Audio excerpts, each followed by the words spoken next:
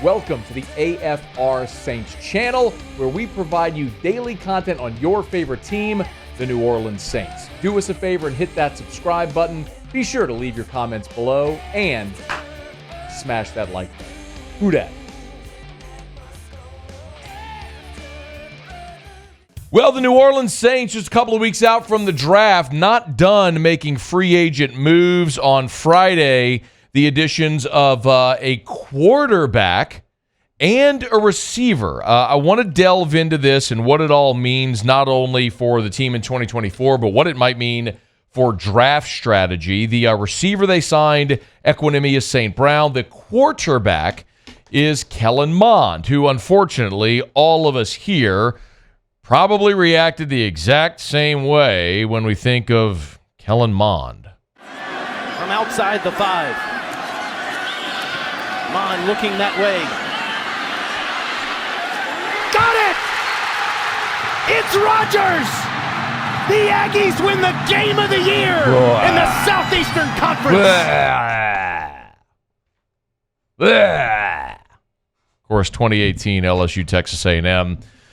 74-72 in a bajillion overtimes. That was Kellen Mond's highlight of his college career, which was an otherwise uneventful college career that involved a lot of stat compiling. It's weird. You realize Kellen Mond is one of just 3 quarterbacks in the history of the Southeastern Conference to throw for 9,000 career yards and run for 1,500 career yards. The other 2 are Tim Tebow and Dak Prescott. That's it. That's the list. Tebow, Prescott, Kellen Mond. It's like, which doesn't belong? It's that guy. Anyway, well, now that guy, I guess, is our guy. Kellen Mond did meet with reporters on Friday. He was asked what drew him to New Orleans. And with Clint and Andrew Janocko in the past before, and just getting down here, and you kind of already hear it in the building, just about the phenomenal culture here.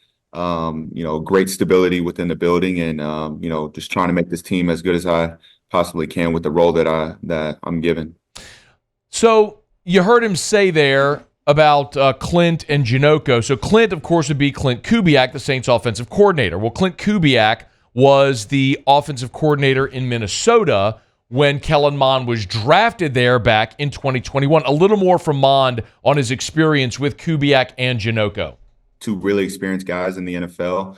I came in as a rookie into the system. So I think Clint does a great job at being able to attack coverages, giving quarterbacks, clean reads, and, whether pure progression game or, drop back or play action game. And I think just being able to keep a defense off balance, and obviously with, Kamara on the team, just having a running back who can make a lot of big plays in the run game, but also in the pass game. I think, we'll definitely utilize him in, some big time ways. And then obviously with the speed we have on the outside, I think Clint will do a really good job of trying to be creative and figure out how we can give, a lot of these weapons the ball out in space. I think that's encouraging. The fact that if you're Clint, look, let's just do like the, if A plus B equals C sort of thing.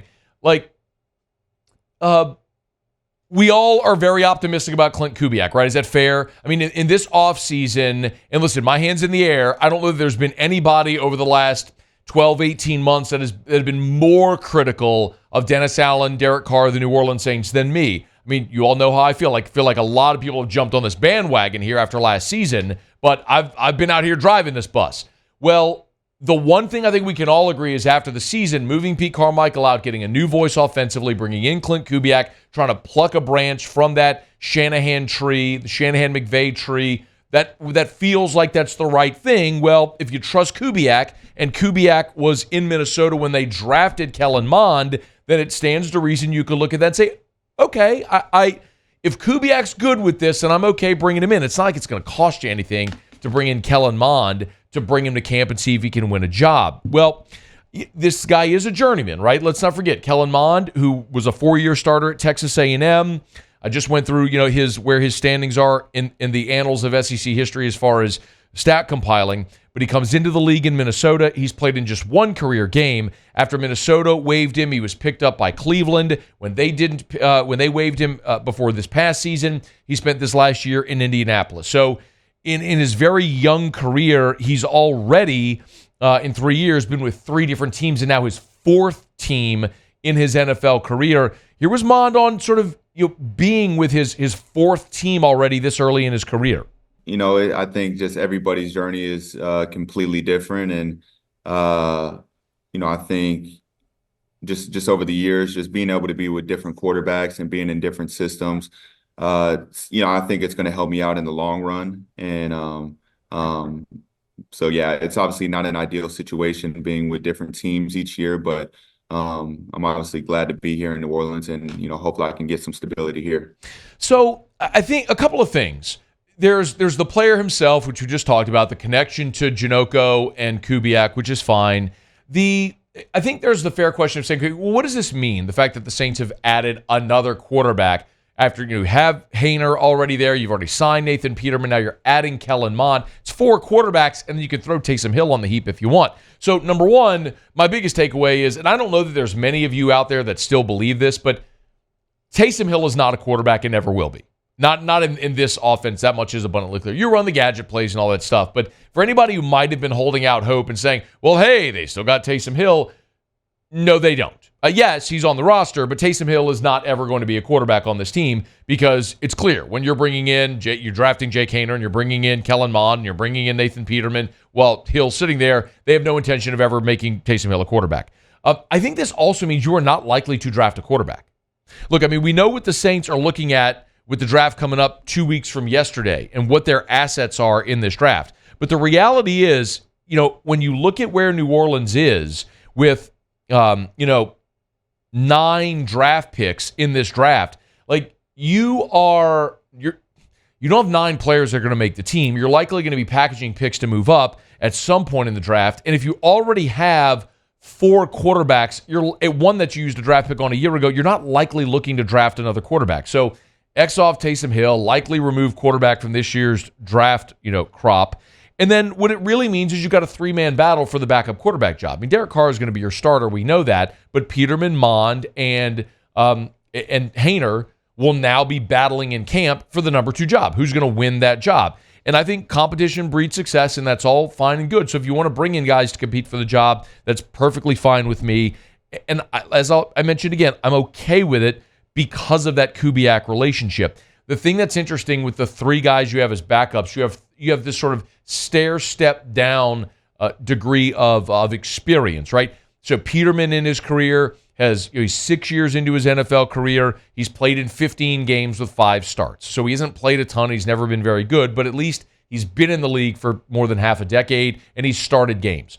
Mond, has been in the league 3 years now, and this will be his 4th year, and he's only played in 1 game ever. So he's still a young guy who's been a journeyman, but this staff really likes him. And then you have Jake Haener, who's the guy you invested some draft capital in a year ago, but you have a new offensive staff, so does it mesh?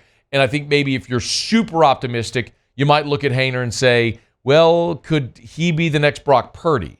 The guy who's a sort of an undersized guy who was not thought of much in the draft, but this is the offensive system where Purdy thrived in San Francisco, and maybe some of the elements are there. So I think that's kind of what you're looking at going into the draft and beyond into training camp with the addition of Kellen Mond. I have almost no expectation of Kellen Mond in this year with the New Orleans Saints. I will quite honestly be surprised if he makes the team. It really feels like because you have the draft capital invested in Haener, he's probably your guy there, but we'll see how it plays out in camp. But you're adding, if nothing else, a camp body, another arm for training camp, and a guy that has some familiarity with this staff, so maybe it helps with that transition. So Mond was one player added on Friday. The other is wide receiver Equanimeous St. Brown, and please do not mistake him with his younger brother and the very talented Amon-Ra St. Brown. This is the distinctively less accomplished Equanimeous St. Brown, who incidentally played at Notre Dame under Brian Kelly. So if you look at St. Brown, he's 27 years old. He was a 6th-round pick of Green Bay back in 2018 coming out of Notre Dame. He's entering his 7th NFL season. Green Bay, Chicago, he's been around a little bit. I think when I look at this mostly, I wonder, are they adding Equanimeous St. Brown as another camp body, or is this a guy they're expecting to make the team? Because I do believe if they're adding Equanimeous St. Brown with the intention of him making this team and being a contributor, then I wonder if they're really looking at a receiver in round 2. Like, just map this out with me. In this offseason, you only have 3 wide receivers under contract. Chris Olave, Rashid Shaheed, and A.T. Perry. That's it. From a year ago. And last year, at various points in the season, you had 11 different receivers under contract. So right now, you've only got 3. Again, from last year. So you got those 3. Olave, Shaheed, A.T. Perry. Remember, the Eagles have signed Shaq Davis, Michael Thomas, Keith Kirkwood, Lynn Bowden are all free agents. So there's been a lot of turnover there. I mean, guys like Marquez Callaway, I think he's in Pittsburgh now. Just other guys that had kind of bounced around the roster, you're probably not likely to bring back that were camp bodies or whatever the case may be. Well, you've added Cedric Wilson, you've got Stanley Morgan, and now Equanimeous St. Brown. So you've got 6 receivers under contract, okay? And you're not done. I mean, you're going to have more than 6 in camp with you. But the question is it a draft pick? Are they undrafted free agents?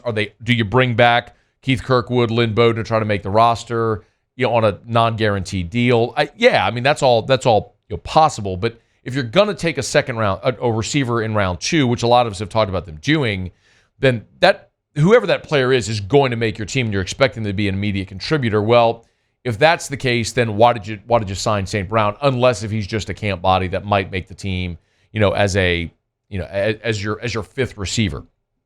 By the way, Kirk Merritt, Jontre Kirkland, 2 others I should have mentioned. They're in the UFL right now. I guess they could, be camp bodies for you as well. I think if there's one thing that I would say is a positive with St. Brown, and I certainly would not consider him a lock to make the team. I mean, your 6 receivers right now, Olave, Shaheed, A.T. Perry, Cedric Wilson are all most likely going to make the team. It would be an upset if any of those 4 did not. So the question is, do you keep 1 or 2 more? You've got Morgan, now you've got St. Brown. Do you draft a receiver? Do you bring in other free agents? We'll see. But when you talk about your lead guys, Olave's entering year 3, Shaheed's entering year 3, A.T. Perry's entering year 2.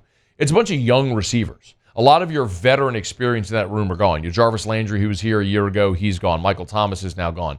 You don't have veterans in your receiver room. So when you add a guy like Cedric Wilson, who is entering year 6, when you add Stanley Morgan, who's entering year 6, St. Brown entering year 7, what you're doing, if nothing else, is at least adding some veteran presence in the receiver room for that unit that's otherwise very young. So I don't know if adding Equanimeous St. Brown means the Saints are definitively out of the receiver market in the second round. I think whatever they do in this draft with respect to receiver will be a pretty good indicator of what they actually feel about Equanimeous St. Brown, his opportunity to make the team and be a contributor. So on this Friday, the Saints add a quarterback and a receiver as they continue checking boxes the closer we get now inside of 2 weeks from the NFL draft. Hey, thanks so much for watching. Please leave your comments. I love to interact, and be sure to hit the red subscribe button below.